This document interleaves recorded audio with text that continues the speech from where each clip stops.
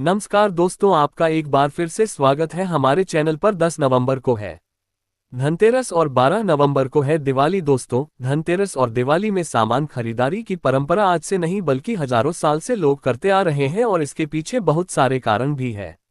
लोग कहते हैं और धार्मिक मान्यता भी है कि धनतेरस के दिन जो भी हम वस्तु खरीदते हैं, सामग्री खरीदते हैं, उसमें 13 गुना ज्यादा प्रभाव बढ़ जाती है। दोस्तों, धनतेरस कहा जाता है 13 गुना ज्यादा धन में बढ़ोतरी होता है, प्रभाव बढ़ जाता है। तो आप यकीन मानिए, धनतेरस के दिन आप कुछ खरीदने में समर्थ नहीं है तो थोड़ा सा आप गेहूं खरीद करके ला लीजिए या फिर थोड़ा सा धनिया ही खरीद करके लाए, लेकिन आप अपने घर में जरूर कुछ ना कुछ जरूर खरीद करके लाना, कभी खाली हाथ मत आना। तो आज के इस वीडियो में जानेंगे दोस्तों, धनतेरस के दिन कौन सी ऐसे फल हैं जिसका फल को हम लाते घर में तो जन्मों पुरानी हमारे गरीबी, दरिद्रता एवं जीवन में परेशानी दूर हो जाते हैं। और एक फल की बिना धनतेरस की व्रत और आपने अगर दिवाली की व्रत रखे वह व्रत पूरा नहीं माना जाता, साथ ही साथ मां लक्ष्मी प्रसन्न नहीं होती। दोस्तों, हम सब धनतेरस और दिवाली क्यों मनाते हैं, इसके कई अनेक पौराणिक मान्यता भी है।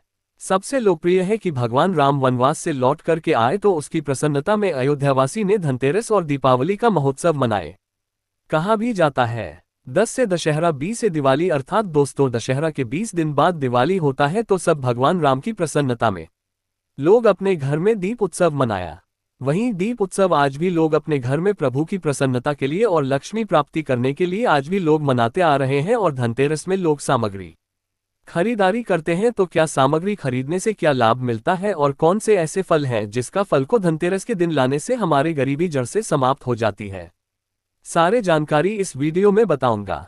वीडियो को बिल्कुल ही छोड़ कर के मत जाना। हमेशा कहना चाहूंगा, अधूरा ज्ञान खतरनाक होता है और ज्ञानी व्यक्ति हमेशा ज्ञान को ग्रहण करता वीडियो को ध्यान से सुनता है, क्योंकि ज्ञान अभी नहीं तो आगे चलकर के काम जरूर आता, लेकिन ज्ञान हमेशा काम आता है। तो दोस्तों, खरीदारी आप जो है इन सामग्रियों की करते हैं।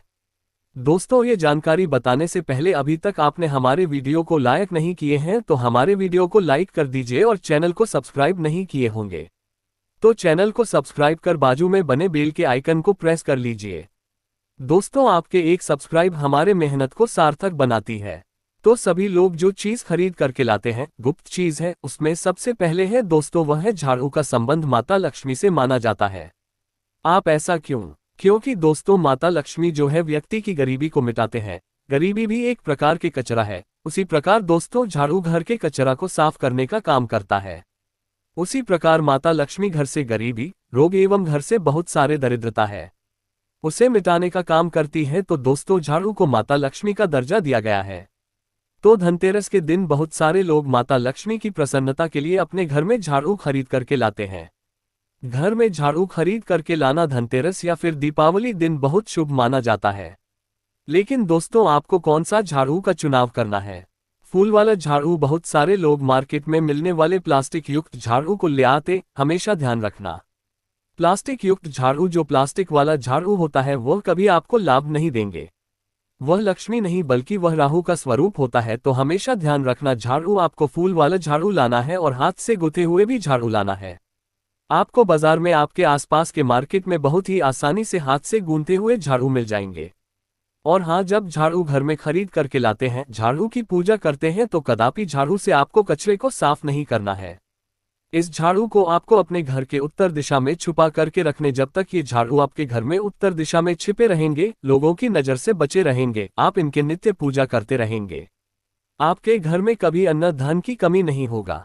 लोग बहुत बड़े मूर्ख हैं, केवल एक ही दिन, केवल दिवाली और धनतेरस के दिन झाड़ू की पूजा करने, फिर उसी झाड़ू से कचरा साफ करना शुरू कर देते हैं। दोस्तों, उस झाड़ू से कचरा साफ नहीं करना है, वह झाड़ू साक्षात आप लक्ष्मी से कचरा को साफ करेंगे तो माता लक्ष्मी रुष्ट हो जाएंगी। आप जानते हैं, दूसरा सामग्री हम सब लोग धनतेरस में खरीद करके लाते हैं, चांदी या फिर सोने के सिक्के। दोस्तों, चांदी कोर्ज कहा जाता है और इसे शीतलता का भी धातु माना जाता है।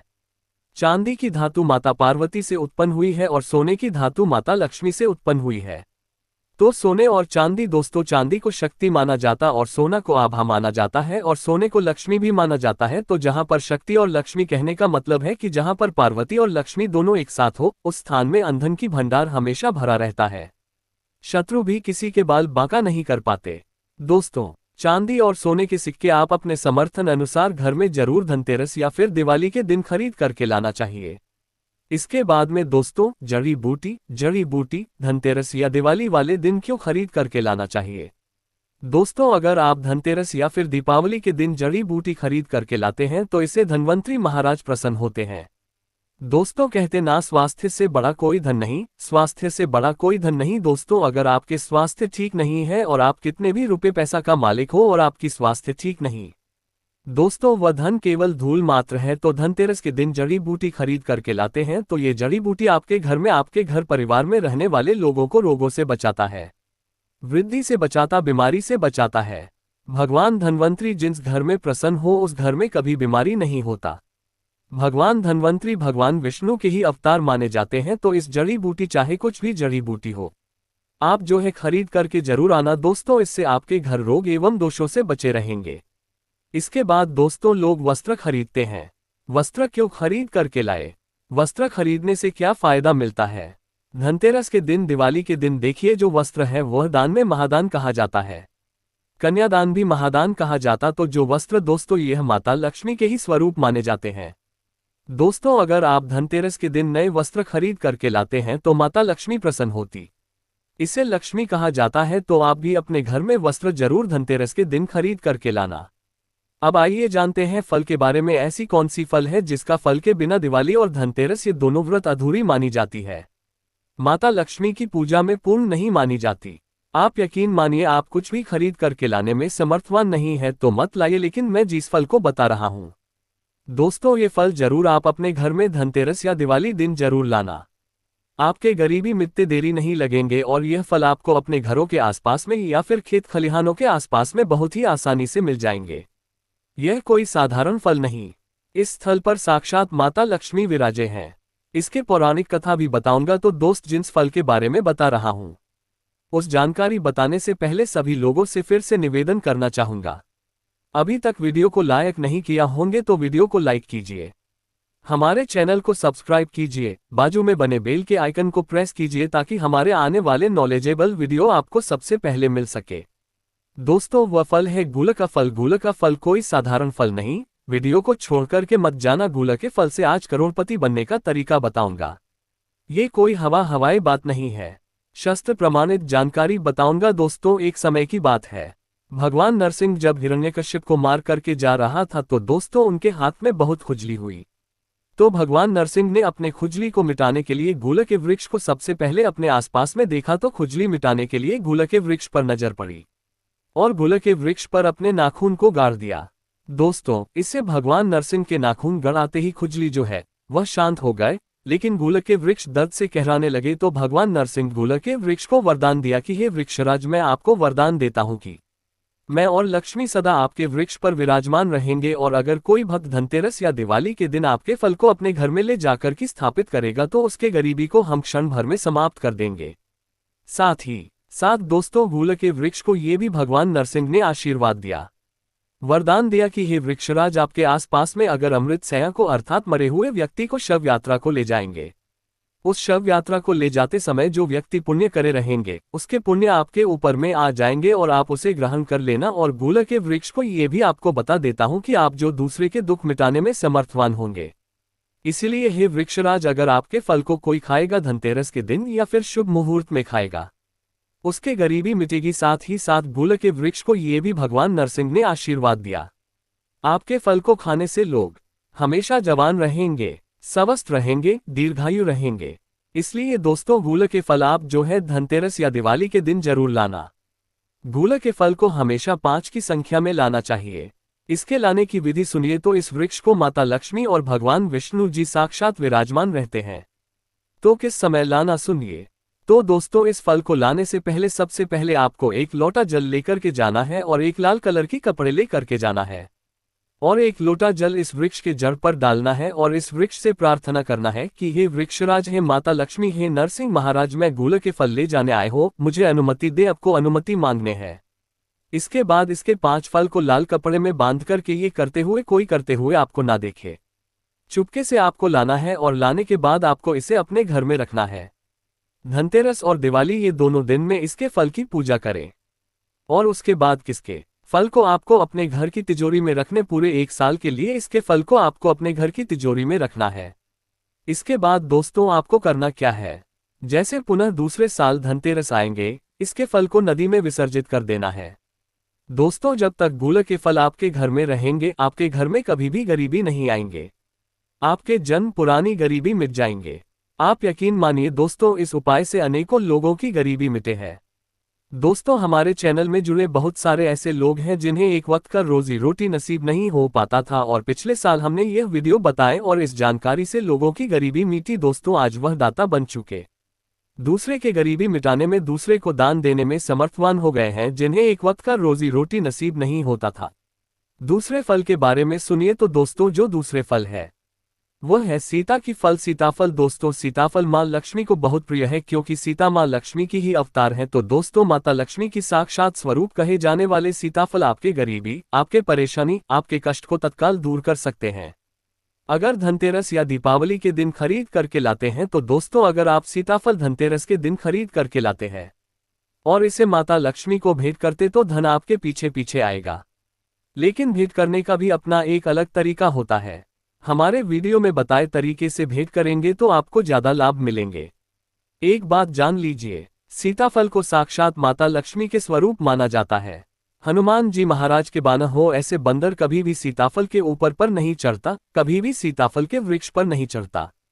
ये शास्त्र प्रमाण है। तो दोस्तों सीताफल को धनतेरस या फिर दीपावली दिन माता लक्ष्मी को जोड़े के रूप में भेंट करना है। इसे माता लक्ष्मी बहुत प्रसन्न होती है और दोस्तों कम ही समय में आपकी गरीबी एवं कष्टों को दूर कर जाती है। ये हवाई बात नहीं है, ये शास्त्र प्रमाणित जानकारी है। सीताफल से माता लक्ष्मी बहुत खुश होती है। इसके बाद दोस्तों आप में से बहुत सारे लोगों को ये पता नहीं है कि धनतेरस या दिवाली दिन हमें जड़ी बूटी जरूर खरीद करके लाना चाहिए। जड़ में जैसे कि कमल की जड़, कमल के फूल है, कमल की जो पौधे हैं इस पर माता लक्ष्मी विराजती हैं। माता लक्ष्मी को कमल वासिनी कहा जाता है। माता लक्ष्मी कमल के पौधे हैं, इस पर वास करती है। कमल के फूल पर वास करते हैं तो कमल के फूल की जड़ छोटी सी, अब कमल के फूल की जड़ लाए है या फिर कमल के फूल की जड़ नहीं मिल पा रहे हैं, जड़ नहीं मिल पाए तो सफेद अपराजिता की जड़ आप लाए और इससे माता लक्ष्मी को धनतेरस दिवाली के दिन भेंट करिए। यकीन मानिए जब तक ये जड़ आपके घर में रहेंगे आप सब लोग रोगों से बचे रहेंगे और धनतेरस या दिवाली के दिन लाने से यह जो सीधा हो जाते हैं। इस जड़ को घिसकर के तिलक लगाते हैं तो लोग आपको देखते रह जाएंगे, आपकी तरफ मोहित हो जाएंगे। दोस्तों आइए मैं आप लोगों को कुछ और जानकारी बता दूं, जो जानकारी धनतेरस के दिन आपके गरीबी के साथ साथ दोस्तों आपके घर परिवार के लोगों की जो परेशानी उसे भी दूर करेंगे। दोस्तों ऐसा माना जाता सोना चांदी से भी ज्यादा मूल्यवान है। यह एक चीज जो लोग लाना भूल जाते हैं, नहीं मिलता पाता है। धनतेरस और दिवाली पूजा का पूरा फल दोस्तों माता लक्ष्मी को सब चीज चढ़ाने के बाद लोग एक चीज चढ़ाना भूल जाते हैं, वो दोस्तों सिंदूर। जब तक माता लक्ष्मी को अब सिंदूर नहीं चाहेंगे तब तक माता लक्ष्मी प्रसन्न नहीं होती। दोस्तों समस्त संसार सिंदूर से झुका हुआ, सिंदूर का मान साक्षात भगवान ब्रह्मा भी रखे हैं, भगवान विष्णु भी रखें, भगवान भोलेनाथ भी रखें और स्त्री की सबसे बड़ा आभूषण, सबसे बड़ा जो सिंगार है दोस्तों पतिव्रता स्त्री के वह है सिंदूर। दोस्तों जरूर माता लक्ष्मी को भेंट करें, माता लक्ष्मी प्रसन्न होती है। इसी के साथ दोस्तों गुलाब के पुष्प इसका सुगंध माता लक्ष्मी को आकर्षित करता। जिस प्रकार जो चुंबक है लोहा को अपनी तरफ आकर्षित करता है, उसी प्रकार गुलाबी की पुष्पा की सुगंध माता लक्ष्मी को मनमोहक बनाती है, अपनी तरफ आकर्षित करते हैं। इस दिन अगर 8 गुलाब के पुष्प धनतेरस दिवाली के दिन माता लक्ष्मी को भेंट करें तो दोस्तों ना चाहते हुए भी आपकी मनोकामना को माता लक्ष्मी पूर्ण करती है, आपकी गरीबी मिटती है और आपके साथ हमेशा रहती है। इसके बाद में कुबेर जी महाराज को प्रसन्न करने हेतु कुबेर कंद का पौधा भी आप अपने घर में लगा सकते हैं। कुबेर कंद का पौधा मिल जाएंगे, कुबेर कंद का पौधा नहीं मिलते तो कोई भी कंद ले आइए और आप धनतेरस दिवाली दिन कुबेर कंद की पूजा करें और इस कंद को आप अपने घर में लगाएं। जैसे जैसे इस कंद का विस्तार होंगे वैसे वैसे आप लोगों के आध्यात्मिक उन्नति होंगे, आप लोगों की गरीबी मिटाएंगे। इसके बाद धन्वंतरी महाराज को इस दिन प्रसन्न करना है तो औषधि जरूर खरीद करके लाना। दोस्तों अब चाहे तो इस दिन एक पोटली बना लेना और उस पोटली में लाल कलर के कपड़े लेने और उस पोटली में आपको एक कंद लेने हैं। कोई सा भी कंद ले लीजिए, 1 रुपया का सिक्का ले लीजिए, चावल ले लीजिए, कौड़ी ले लीजिए और इसे दोस्तों आप अपने घर में पोटली बनाकर में धन स्थान में धनतेरस के दिन दिवाली की पूजा करने के बाद रखना, यकीन मानिए 1 साल तक रखना है। जैसे दूसरे साल धनतेरस आएंगे, दिवाली आएंगे, आपको इसे जल में विसर्जित कर देना है। जब तक यह आपके घर में रहेंगे दोस्तों, आपको आपके घर में निरंतर अन्न धन के भंडार भरते रहेंगे। तो दोस्तों, आशा करता हूं इस चैनल में इस वीडियो में जो जानकारी बताए हूं वह जानकारी आप लोगों को बहुत ही लाभ देंगे। आप लोगों की गरीबी मिटाएंगे, आप लोगों की परेशानी मिटाएंगे। तो दोस्तों, आज के लिए बस इतना ही। धन्यवाद।